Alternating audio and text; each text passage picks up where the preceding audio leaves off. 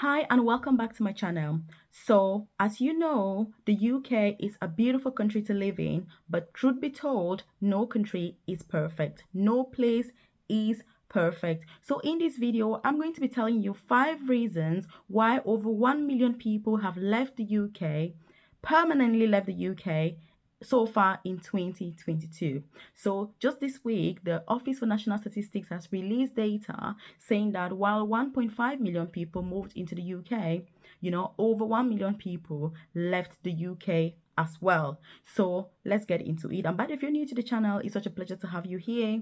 If you're a returning subscriber, again, thank you so much for watching these videos. I appreciate your time and I hope that you're finding them useful. Again, my name is Melvis. I'm all about everything career progression in the UK, having the best jobs in the UK, the best opportunities in the UK. So if this is something that you're keen on, I'm going to leave my newsletter below. So you need to join my newsletter so that I send you all updates, all opportunities, in fact, the best opportunities about everything: jobs, visa sponsorship, lifestyle, entrepreneurial opportunities, side businesses, literally everything I'll send directly to your inbox. So you want to check that out and make sure that you join the newsletter. So now let's get to the point. So the Office for National Statistics released this data. And look, if you're somebody who is in the UK right now, it's not surprising that over 1 million people have permanently left the UK. Because let's get to the first reason. The first reason is that the UK is not the cheapest place to live. The UK is one of the most expensive countries to live in, which means that rents are very, very high. And as you know, there's a pandemic currently. The COVID pandemic has only made things worse. There's currently a recession, which means that house prices are over the roof. It's difficult to even find a house. Bills are over the roof. Just to put this into perspective, my electricity bill and gas bill are over £200 per month. And if you look at the fact that you're going to pay council tax as well, my council tax is about £200 per month. If you're going to pay a water bill, my water bill is probably going to be about 300 in, I think it's 3 months or every 6 months. And then it's just all too much. So many people look at that and they think, oh my goodness, this is too much for me. I'm leaving, I'm gone, I'm out of the UK. And this is not only people that are immigrants that are leaving, UK citizens as well are leaving, because you can see that the money that you're making in the UK is just not going long enough. No matter how you try to save, no matter how you try to program yourself, no matter how you try to be organized, it is incredibly difficult to do so. So many people just go to other countries where the standard of living is going to be cheaper for them. So you just need to be aware of this. And look, there are so many of these countries. If you want me to do a video on the countries with the lowest standard of living but good countries to live in, leave it in the comment section and I'll do that video. Again, if you haven't subscribed to the channel, make sure that you hit subscribe, because look, I'm all about bringing you the best opportunity to get in the UK. You can check other videos on the channel that I've made, whether you're looking for visa sponsorship or just looking for career progression pathways, side businesses, entrepreneurial ventures. I've got all of that going on this channel. So you do want to make sure that you are not a stranger here and you're definitely 100% part of this family. So that's the first reason. The second reason is healthcare. Look, the UK healthcare system is very good on paper. It is perfect on paper, because you're going to look on paper and say you have free healthcare in the UK. But actually, is it free? I say that. I always like to say the healthcare in the UK is free at the point of use. For me, that's the right thing to say, because we're all paying. It isn't free. If you're an immigrant, you're going to look at those bills that you're going to pay, the healthcare surcharge. It's over £400 per year per person. So if you're a family of 5, can you imagine how much money you're going to be paying? It is very expensive. So many people look at that and they think, oh my God, I just cannot cope. And then healthcare, if you have an emergency, I think the healthcare system in the UK is perfect for emergencies. So if you've got a heart attack or you've got a stroke, yes, you're taken to the hospital right now, you're dealt with promptly, and you're okay. But if you need elective surgery, if you need anything elective, oh my goodness, your patience is going to be tested, because what you're going to find is getting a doctor's appointment is almost impossible, especially since COVID. And depending on where you live, you're going to speak to a receptionist and they're going to say to you, we don't have an appointment, can you come back in 3 months time? And you're going to be sat there thinking, really, 3 months time? That's a very long time. But you've got nothing else that you can do. And then if you need to have imaging, so you need a CT scan, you need ultrasounds, you need an operation, look, some of the surgeries you need to wait for as long as 1 year or 2 years before they call you, which means that if you actually have a fracture or you've got something that is ongoing, can you imagine how long you need to wait for? And because of this reason, many people are going abroad so that they can have, prompt healthcare that they need. And look, I know many of my friends, many colleagues who are from India, for example, they literally go back home for all of their healthcare needs. Friends that are from Europe, they go back home for all their needs. Africans in the UK that lived in Europe before that are fortunate to have UK, European passports, all of them go to Europe to get their healthcare over there because it's faster. And but on paper, again, the UK healthcare system is like is the best, but practically when you try to navigate the system, it's not easy. So it is very stressful for many people, and so they pack their bags and off they go. And including me, I'm also thinking, look, I'm making alternative arrangements basically, I'm making arrangements, and 36% of UK people, of people in the UK, have taken out private insurance, private healthcare insurance because of this particular reason, which means if you want to actually remain in the UK and you don't want to leave, you need to be thinking about how your healthcare arrangements are going to be because it is not easy. You're gonna wait for an operation. You're gonna wait until your situation and your condition is going to deteriorate.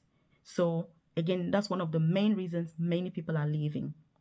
And just saying, look, I've had enough of I go. So you need to be aware of that. And then the third reason is that the pay in the UK is so low. Oh my goodness. So the pay, when you compare other countries such as the US, Germany, Australia, New Zealand, Canada, look, the pay in the UK is absolute rubbish. It is nothing. It is so bad. For all the sectors, it is really bad compared to these other countries, which means that if you are a professional, if you are an experienced professional, and you're going to be sat there thinking to yourself, look, if I'm in the UK, I'm earning 70,000. If I went to the US, for example, I can make 200, 300,000.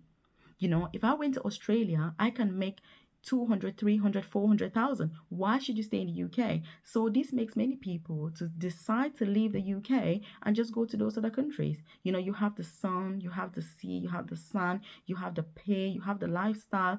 And look, the gloomy weather in the UK, it just doesn't help.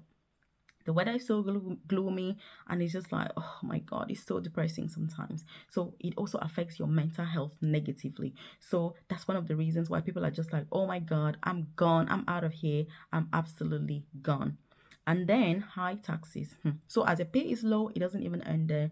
The taxes are very high. So like we've said, the pay is low, bills are high, taxes are high. Look, you're going to look at your pay at the end of the month, you see how much money you've paid in taxis, and you're going to be sat there thinking, is this really worth it? Because look, when you're looking for a job in the UK and they tell you that you're going to be earning 20,000 per year, for example, that's 20,000 before any taxes are taken out. So if, to give an example, if you're a carer and you're earning £20,000 per year, if taxes are taken out, national insurance is taken out, pension is taken out, how much are you going to be left with? Almost nothing. And that's why, again, the UK, it is so stressful. You're going to be working, night and day, Monday to Sunday, paying all these taxes, low pay, high bills, no hospital treatment. Everything is going to be chaotic. And many people just think, look, I've had enough of all this. Of I go. So you need to be aware. Unfortunately, this is the situation. Like I say, the UK is a place where you're going to feel safe, physically safe. But when it comes to your mental health, it is very, very challenging. That's what I found. And again, if you haven't subscribed to the channel or joined my newsletter, please, you want to hit subscribe right now. Turn on that notification button and also join the newsletter because I'll send you the best opportunities directly into your inbox. Then the final thing that you need to know about why people are leaving the UK is the work-life balance. Look, because the pay is low, taxes are high, bills are high, stress from the healthcare thing, what happens is that, look, your work-life balance is going to be so bad. Because if you've got kids, if for example you're an immigrant, you're moving to the UK saying to yourself, I want to move to give my children a better future, a better days, it's going to be tough. Because look, you're never going to see your children because you'll be at work every single day. And again, let me say this, if you're working those extra hours and you've got a visa, you need to be careful because your visa has limits to how many extra hours you can work. Which means that if you're working extra hours and you're unfortunate, when you apply for your indefinite leave to remain, they are going to refuse. So you need to be careful because I know many, nurses who have recently had indefinite leave to remain refused because of extra hours, of too many extra hours that they worked. So you need to be very careful about your visa conditions if you're not British or you're not on a visa that has exemptions, you need to be very, very careful. So because of all this, work-life balance is rubbish. If you're a couple, look, the love for each other is going to be tested. Yes, it will be tested because look, as one person is coming in, the other one's going out. You're going to be chatting on the phone. Hello, darling. This is how the kids are. It's like you're doing handover on the phone every single day. It's not easy. That's not healthy for the relationship. You're going to start having issues. And that's why, again, divorce rates are very, very high because of all the things that we've mentioned. So many people just think, look, I want to protect my family. I want to keep everything together. Off I go. They carry all their bags and they go. So you want to think about all these things. You need to be very smart. You need to be strategic. You need to think about career progression because if you can progress, then you're going to be able to earn a little bit more without the need to work so many extra hours. And that's why I go on about career progression. I have a private coaching program where I support with career progression in the UK. If you want to progress, that's what you need to be doing. Otherwise, you're going to work all these extra hours and it's going to ruin your mental health and just everything else. It's not easy. And talking about this, one of the nurses was saying to me, in fact, many nurses do say this, because like I said, I've got a private coaching program for this, and they say, look, back home in Africa, for example, or in Asia, we were not paid much. We were paid very little. But look, Melvis, we didn't have much, but we were happy. Mentally, we were so happy. But you're only going to realize that when you move to the UK.